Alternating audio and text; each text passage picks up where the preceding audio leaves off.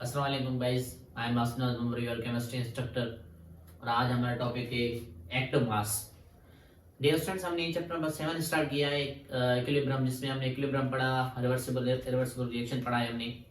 और उसमें हमने ट्रिक्स ये पढ़ी थी कि हम रिवर्सिबल रिएक्शन को कैसे पहचानेंगे। आज हम पढ़ेंगे एक्टिव मास, पढ़ेंगे एक्टिव मास के हम बैकग्राउंड पढ़ेंगे और कुछ चीजें हम डिस्कस करेंगे। सबसे पहले एक्टिव मास है क्या? एक्टिव मास बेटा ये है कि एक सॉल्यूशन में कितने मोल मौजूद हैं वॉल्यूम के हिसाब से। जिस तरह मोलरिटी की डेफिनेशन होती है ना, द यूनिट ऑफ कंसंट्रेशन, एक मिकदार का यूनिट है कि कितने number of mole per unit of volume मौजूद है, उसे हम क्या कहते हैं? मोलरिटी कहती हैं। एक्टिव मास को भी हम सेम वे यही कहते हैं, number of mole per unit volume. लेकिन यहां पे हम वॉल्यूम को सेटिस्फाई करेंगे या तो लीटर में या डेसीमीटर क्यूब में हम क्या करेंगे? सेटिस्फाई करेंगे, क्योंकि लीटर और डेसीमीटर क्यूब आपस में बराबर होते हैं। तो हमारे कितने मोल पर यूनिट वॉल्यूम के हिसाब से मौजूद है, हम उसे कहते हैं एक्टिव मास कहते हैं। उस सब्सटेंस का एक्टिव मास कहते हैं हम उसे। ठीक है भाई। और एक्टिव मास डिनोट किया जाता है एम से डिनोट किया जाता है। और एक्टिव मास एक मिकदार का यूनिट है, लाइक इज मोलरिटी। जिस तरह, क्योंकि एक्टिव मास का जो फार्मूला मोलरिटी का सेम है, ये यूनिट है वो सेम लाइक किसकी तरह है भाई? मोलरिटी की तरह यूनिट है। एक मोलरिटी की तरह ये एक यूनिट है एक्टिव मास। एक्टिव मास में क्या पाया जाता है डियर स्टूडेंट्स? ये पाया जाता है कि number of mole per unit volume कितने मौजूद हैं। फार्मूला क्या है? मोल अपॉन लीटर या mole upon DM cube active mass का फार्मूला है। ठीक है भाई। अब मैंने अब कुछ एमसीक्यू लिखे हैं, हम एमसीक्यू हल करेंगे। It depends on coefficient activity, के एक्टिव मास कोफिशिएंट एक्टिविटी पे डिपेंड करता है। What is coefficient activity? The friction of collision to produce a product. कि भाई रिएक्टेंट आपस में टकराती हैं और हर टकराव जो होती है, हर कोलियन वो प्रोडक्ट में चेंज नहीं होती, लेकिन कुछ अमाउंट प्रोडक्ट में चेंज होता है, कुछ हिस्सा कोलियन का प्रोडक्ट में चेंज होता है अकॉर्डिंग टू कोलियन थ्योरी। ये जो कोलियन थ्योरी आप पढ़ती हैं उसमें यही कि जब रिएक्टेंट आपस में कोलियन करती हैं तो सारी कोलियंस प्रोडक्ट में चेंज नहीं होती, लेकिन कुछ कोलियन प्रोडक्ट में चेंज होती है। उस कुछ कोलियंस को हम कहते हैं कोफिशिएंट एक्टिविटी कहती हैं। मिसाल के तौर पे अगर मैं यहां समझाना चाहूं तो ये रिएक्टेंट मॉलिक्यूल्स आपस में कोलाइड कर रहे हैं, लेकिन हर कोलियन इफेक्टिव कोलियन नहीं होती, जिसे हम इफेक्टिव कोलियन का नाम देते हैं। तो ये यहाँ पे ये जो कोलियन है इसकी वजह से प्रोडक्ट बनी। अब यहाँ पे कोलियन हुई, ये भी कोलियन हुई, ये भी कोलियन हुई, इनकी वजह से प्रोडक्ट नहीं बनी, लेकिन यहाँ पे जो कोलियन हुई प्रोडक्ट बनी, इसे हम कहते हैं, आप लोगों ने पढ़ा होगा, इफेक्टिव कोलियन। इस इफेक्टिव कोलियन को दूसरा नाम देते हैं, कोफिशिएंट एक्टिविटी का नाम देते हैं। कि margin of collisions to produce a product is called as coefficient activity. वो यहां पे कह रहा है it is formula is same as molarity but may or may not equal to molarity. ये बड़ी इंटरेस्टिंग बात मैं समझाने वाला हूं डियर स्टूडेंट्स आपको, कि एक्टिव मास का जो फार्मूला होता है वो मोलरिटी के क्या होता है? जैसा होता है, लेकिन एक्टिव मास मोलरिटी के बराबर हो भी सकता है, मोलरिटी के बराबर नहीं हो सकता है। तो ये सारी की सारी डिपेंड करेगी कोफिशिएंट एक्टिविटी पे डिपेंड करेगा कि भाई एक्टिव मास मोलरिटी के बराबर होगा या नहीं होगा। तो let me discuss students, let me discuss. सबसे पहले है what will be the active mass in 11.2 dm cube of H2BS। ठीक है भाई। सबसे पहले हम क्या लगाएंगे डियर स्टूडेंट्स? हम लगाएंगे एक्टिव मास का यहाँ पे फार्मूला है, एमसीक्यूज है, ये चीजें आपको क्लियर होगी। दोबारा से समझा देता हूं कि एक्टिव मास का फार्मूला है number of mole per unit volume, और एक्टिव मास डिपेंड करता है कोफिशिएंट एक्टिविटी पे, मतलब रिएक्टेंट में से कितना अमाउंट प्रोडक्ट बनेगा, वो जो फ्रैक्शन होगा, कुछ अमाउंट प्रोड्यूस करेगा प्रोडक्ट का, उस कुछ हिस्से को हम क्या कहेंगे? एक्टिव मास कहेंगे, जो प्रोडक्ट में चेंज होगा। क्योंकि रिएक्टेंट का आपस में टकराव हो रहा है, हर टकराव वाली चीज प्रोडक्ट नहीं बन रही है, लेकिन कुछ हिस्सा जो प्रोडक्ट में चेंज होगा, जाहिर बात है कुछ अमाउंट में चेंज होगा, उस अमाउंट को हम एक्टिव मास कहते हैं। In other words active mass कहते हैं, लेकिन जो प्रॉपर डेफिनेशन वो है number of mole per unit volume definition है डियर स्टूडेंट्स। और इसका फार्मूला मोलरिटी के बराबर है, लेकिन ये मोलरिटी के बराबर हो भी सकता है, नहीं भी हो सकता, हम इस केस में पढ़ेंगे। सबसे पहले नंबर 1 एमसीक्यूज पे आते हैं डियर स्टूडेंट्स। तो what will be the active mass in 11.2 dm cube H2BS। सबसे पहले एक्टिव मास का फार्मूला क्या है? मोल अपॉन डीएम क्यूब या मोल अपॉन लीटर। अब यहां पे देखिए मोल अभी नहीं मिला हुआ, डीएम क्यूब हमें मिला हुआ है 11.2 मिला हुआ है, लेकिन मोल नहीं मिला हुआ। अब देखें यहां पे कॉमन सेंस इस्तेमाल करना है भाई। 22.4 ग्राम में कितने मोल होती हैं? एक मोल होता है। तो मुझे बताएं 11.2 में कितने मोल होंगे? 0.5 मोल होंगे एट एसटीपी।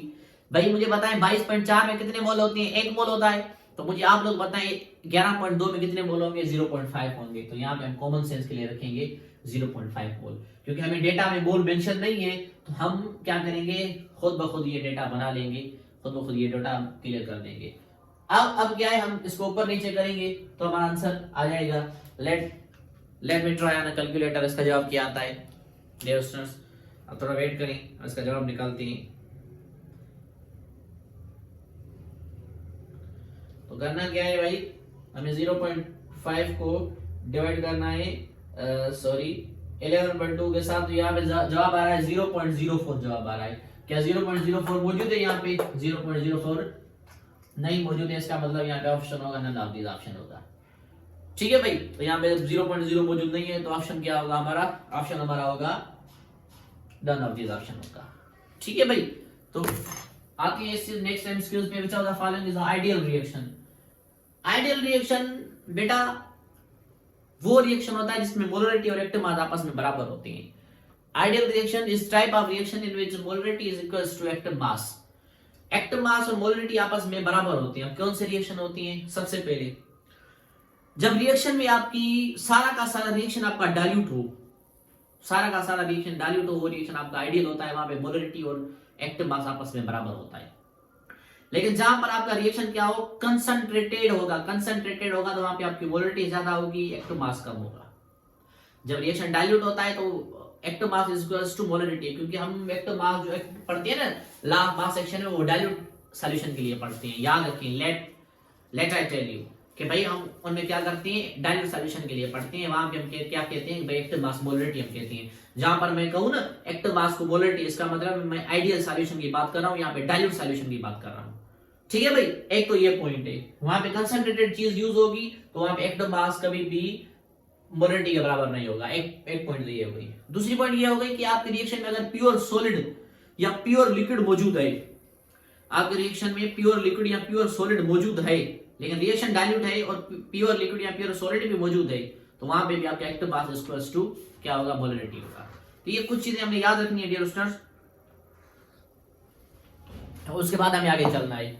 यहां पे देखिए कैल्शियम कार्बोनेट और सॉलिड है हमारा, और कैल्शियम ऑक्साइड है हमारा, क्या है भाई?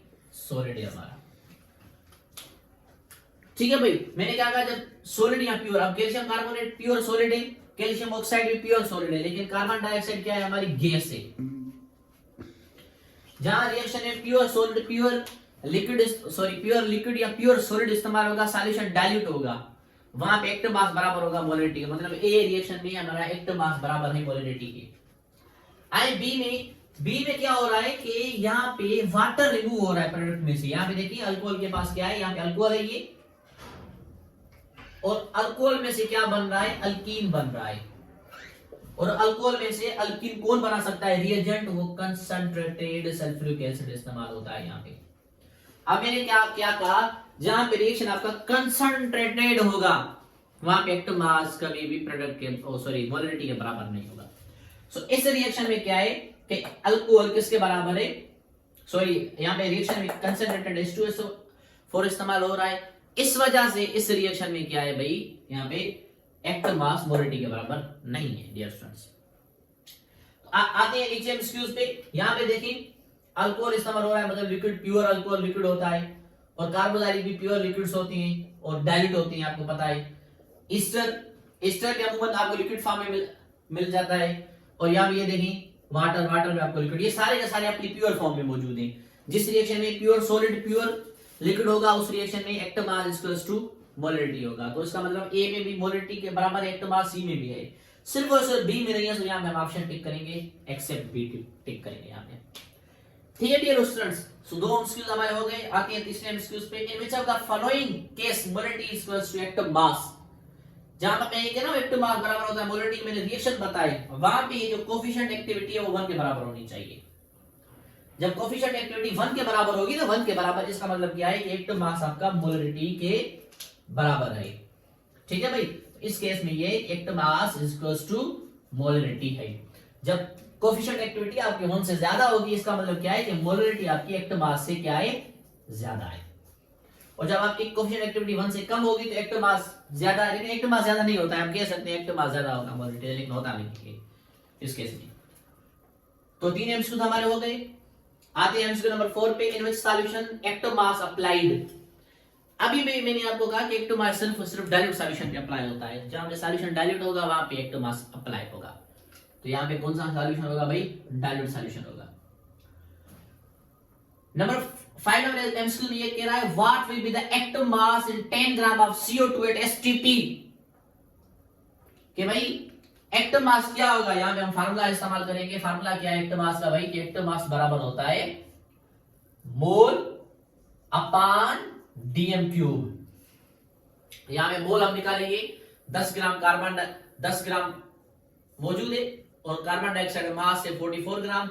हम वहां पे हमें डेटा गिवन नहीं थी, मैंने यहां पे अज्यूम किया था 0.5 मोल। यहां पे हमें ग्राम मिला हुआ है, तो हम मोल का फार्मूला क्या लगाएंगे, चलो मैं आपको बता देता हूं। मोल का फार्मूला होता है W/M। W होता है प्रॉब्लम में गिवन